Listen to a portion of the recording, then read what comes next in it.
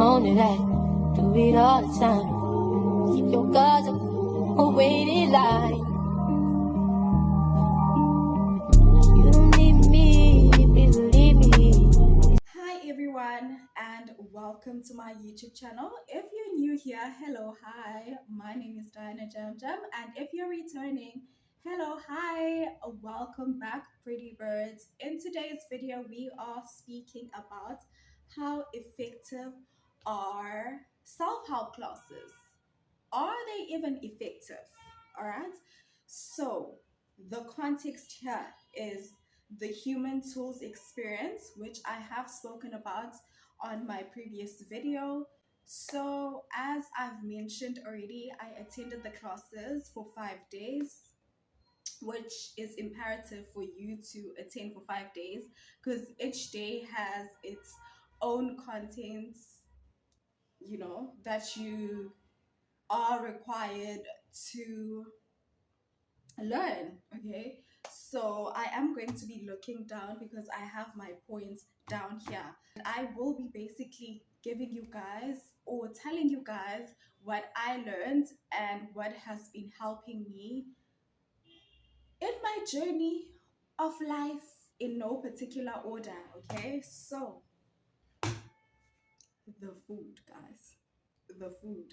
So as I mentioned, it's 5 days. So in between there's like breaks. All right, so it's from 8 a.m to 5 p.m, and there's like tea break, a lunch break, and another tea break, the last one. So the classes were very interactive and organized.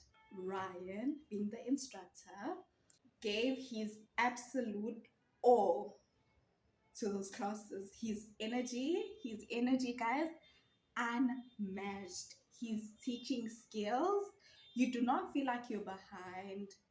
You do not feel like, what the hell is going on here? And even if you do, like, he will make you catch up with everyone else. Even when you're tired, especially after lunch, as I mentioned, that food is so scrumptious, yum yum. All you want to do is sleep afterwards. And all you want to do is sleep. You'd not give in to sleep, but rather concentrate. And even if you have no idea what he's talking about, you will walk out of that room knowing exactly what he was talking about. There was dedicated topics for each day for the 5 days. Um, most most of them were exercise based. So we would. I'm not gonna show an actual exercise. Okay, let me show you guys an actual exercise where we actually did something so that um, you have an idea of what actually goes on. Don't want to do the one about my childhood programming reflection. Okay, I will. Okay, so exercise 1.3 is childhood programming reflection. Okay, so to explore your childhood programming around emotions, the messages you received, and how you may shape your feelings today. Instructions: reflect on each question below and write your honest responses. There are no right or wrong answers. We are exploring, not blaming the origins of our emotions. I like the fact that in his classes, like, you he did not expect you to be right or your answers to be perfect. Just from your experience and what you're feeling was sufficient. Okay, so question one: as you were growing up, what messages were you given about your emotions? Question two: which emotions were you told were desirable or undesirable? What were you told about the best way to handle your emotions? Now you're reflecting and you're given time to, like, answer these exercises and, like, think and interact if you have any questions. What emotions did your family freely express? What emotions did your family suppress or frown upon? With what emotion was your family comfortable? With what emotion was your family uncomfortable? How did adults in your family handle their negative emotions? What emotional control strategies did you use? How did the adults in your family react to your negative emotions? How did you learn from observing all this as you grew up? As a result of all this programming, what ideas are you still carrying around today about your emotions and how to handle them? So, do you see how interactive and how much reflecting you have to do? And it's not like, I'll be honest, it's emotionally exhausting, especially when you have to like reflect back to times that you were going through the most.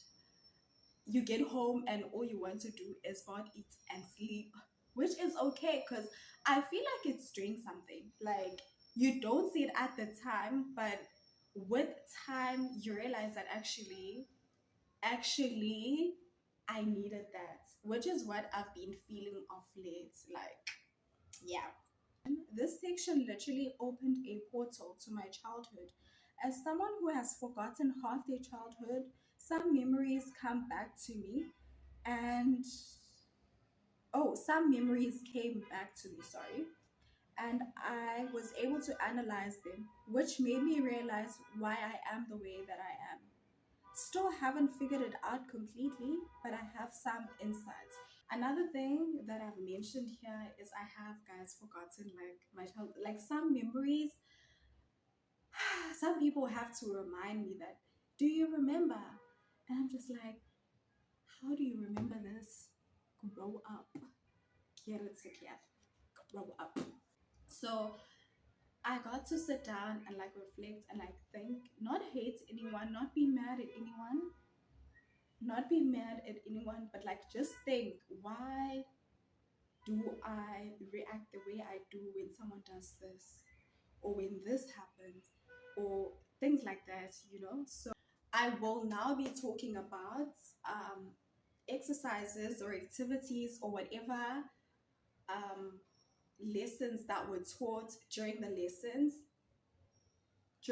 classes rather, that I grasped or that I resonated with or that I now use in my everyday life and have helped me. Number one is how to get rid of bad thoughts. So we were taught that a thought is a word in your head. So you can get rid of it by either like making a funny a funny voice to like imitate the thought. Say you think you're going to fail. So you imitate by the thought by thinking you're going to fail, you're going to fail. Like things like that. That's an example, but like it's things like that. Tell it to fuck off. Basically tell the thoughts to fuck off. Or another one that I use is tell my mind that it's not real. Like it's not there. You think it's there, but it's not there, my love. To think that I was already using the fuck off method is such a coincidence because I thought by doing so, I was avoiding the thoughts, which is bad.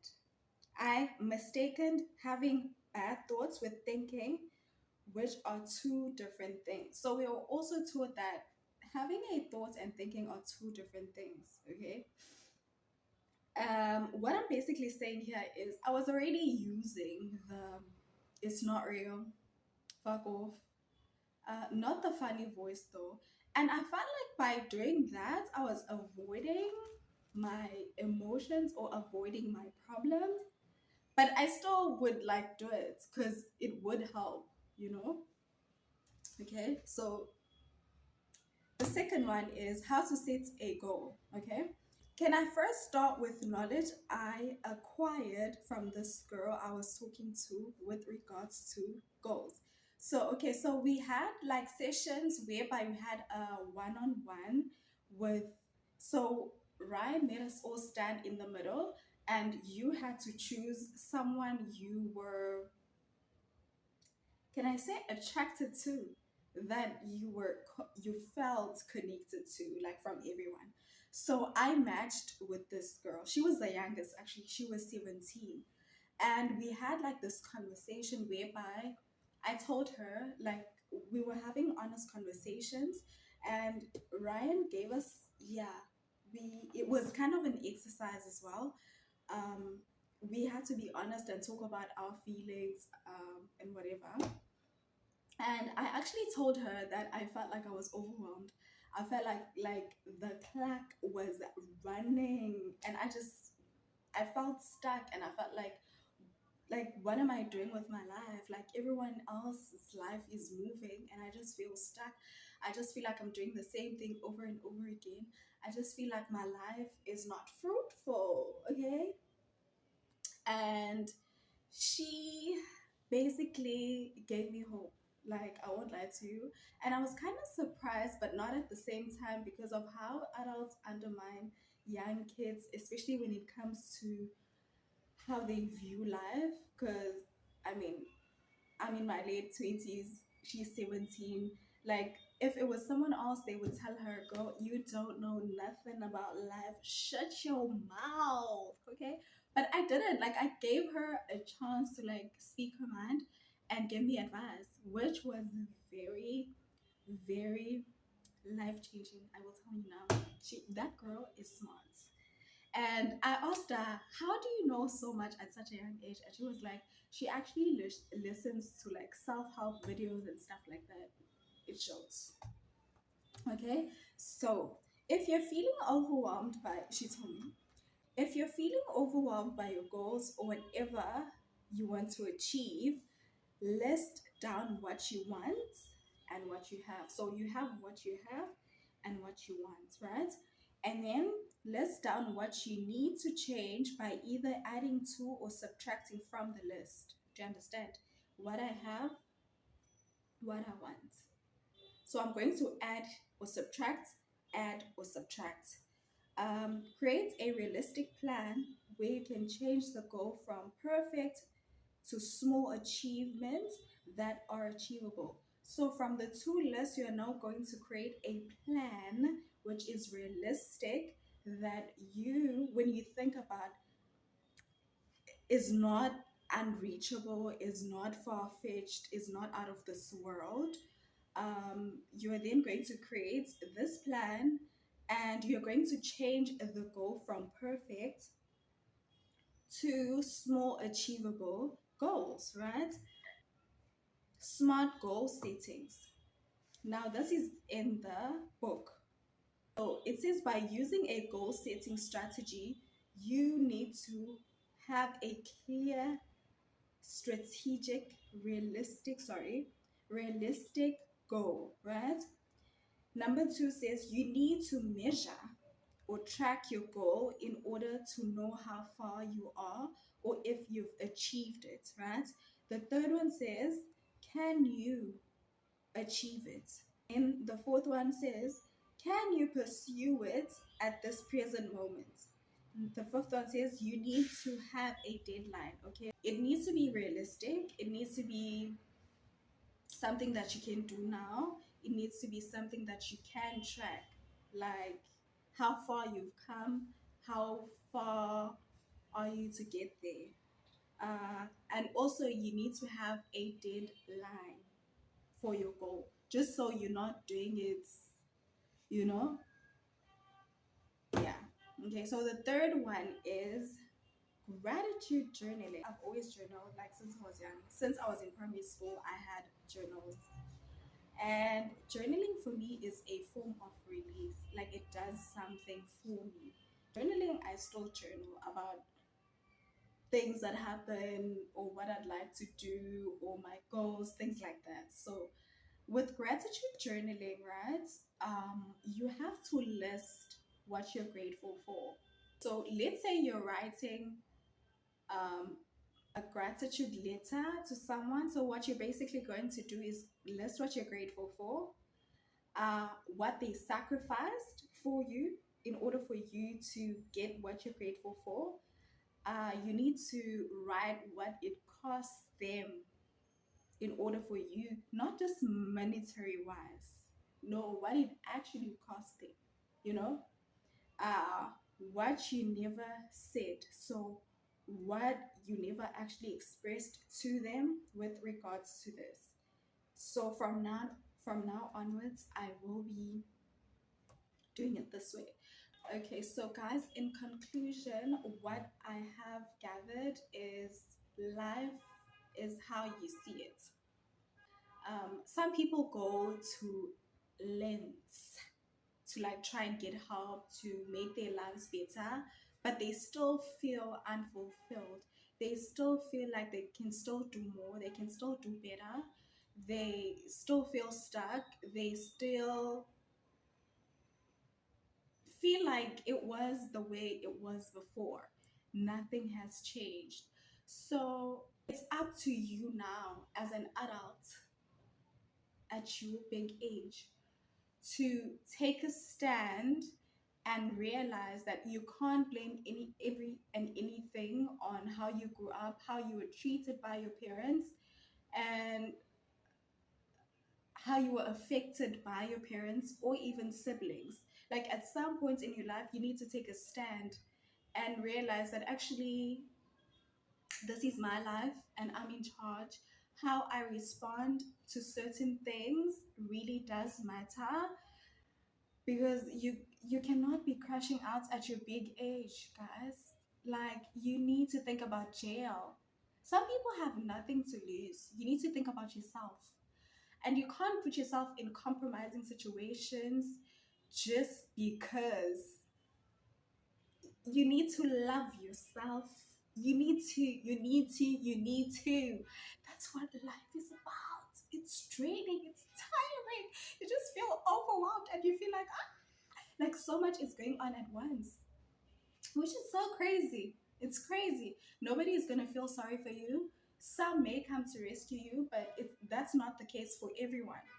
So you need to take a stand and decide, what do I actually want for me in my life? Do I actually love myself to want to take myself out of situations that are no longer serving me, situations that are hurting me, situations that are just draining my energy? Have you seen how much you glow like when you take yourself out of certain situations, when you quit certain things, when you distance yourself from certain people? I'm saying this because, guys, when I look at the Diana that I am compared to the Diana that I was, the younger me, I am so proud of her because I've come a long way and it wasn't easy. It wasn't easy. It's life. You live and you learn. You live and you, that will always be my line, because if you don't learn, you'll never know a good thing. That's what life is all about. Like, if you keep repeating the same things, you're gonna go through the same things, and you need to not do the same things over and over again, because you already know the outcome. Like, do something different. So surprise yourself for once. Like, do something for yourself for once to make you happy. And that one time is going to be a continuous thing. I'm preaching. I know. Anyway, guys, I hope you guys have learned something from today's video. Please don't forget to leave a comment down below to let me know that you were here, okay? Don't forget to subscribe if you haven't already. Don't forget to like this video. See you on my next video. Bye now.